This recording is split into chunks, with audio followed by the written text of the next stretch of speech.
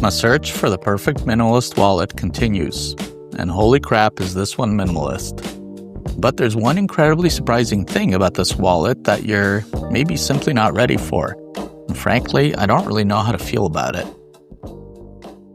I've been living with and reviewing a lot of different wallets, all in an attempt to find a perfect minimalist wallet that doesn't feel like I'm carrying around a brick in my pocket, but also one that hits every functional feature I can't live without. That's why I wanted to try the Radix One Slim Wallet. It's an ultra-minimalist card holder that promises to slim down your everyday carry without sacrificing too much functionality. So, I've been living with it for about a month, and let's see if it's worthy of your time and, frankly, meager investment. Alright, so as you can see, there's nothing special about the packaging here. Simple, clean, easy to open. Though now that I think about it, for this ridiculously low price, the packaging is way better than a lot of other wallets I've tried in this price range. So I guess good job on that, Radix. Now, when you first pluck this guy out of its box, you'll be immediately struck by two things. It's incredibly light, and that's because it's made out of a polycarbonate plastic, weighing in at a mere 1.4 ounces or 39 grams. The edges of the polycarbonate plates are a bit sharper than I would have expected. I'm not sure that bodes well for how this thing is going to feel in the pocket, but we'll get to that in a bit.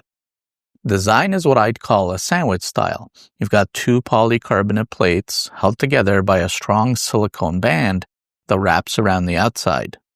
Your cards sit sandwiched between these plates, and cash gets tucked underneath the silicone band on either side, though most people will keep it on the back.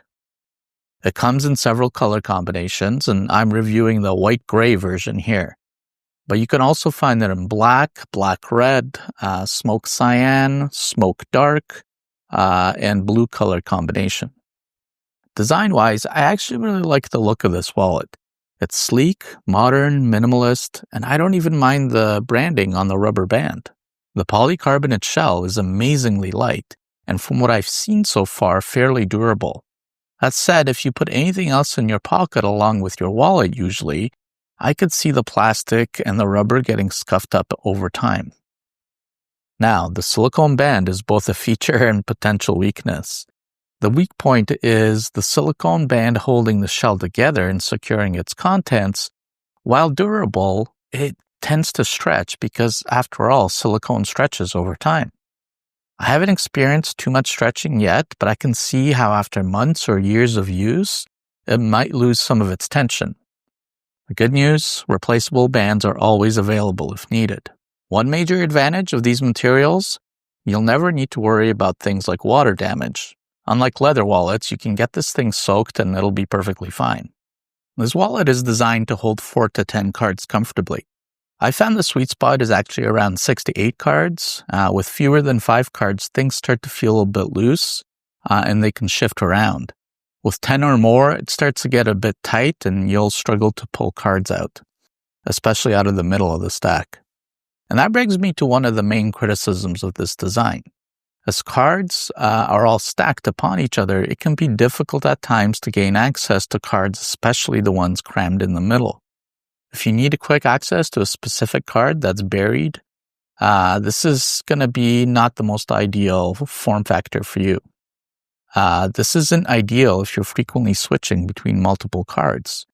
For cash, like I said, the band acts as the money clip to secure cash on the outside, but you'll need to fold your bills. I guess it works well enough. The band holds the cash fairly securely, and I haven't had any bills slip out.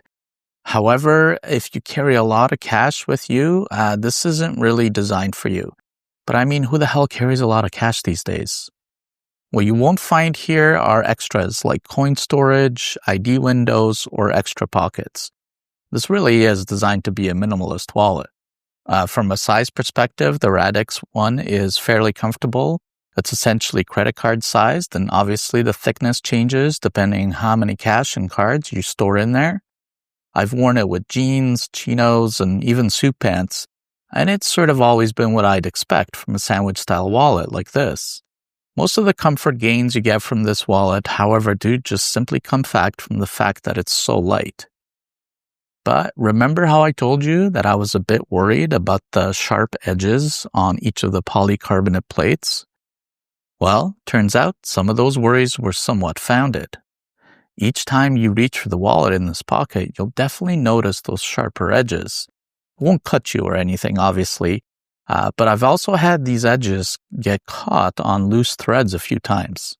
It's not a deal breaker, but it's definitely not as refined as the smooth edges of a lot of other sandwich-style wallets out there. All right, let's talk about pros and cons. First, the pros. It's extremely affordable. It's a great entry into minimalist wallets. It's incredibly lightweight and slim. It's made of water-resistant materials, and it has a very nice, sleek, and modern aesthetic. As for the cons, the plastic construction does feel a little bit cheap. Like I said, it's got those sharp edges. Accessing middle cards can be a bit frustrating. The silicone band will definitely stretch a little bit over time.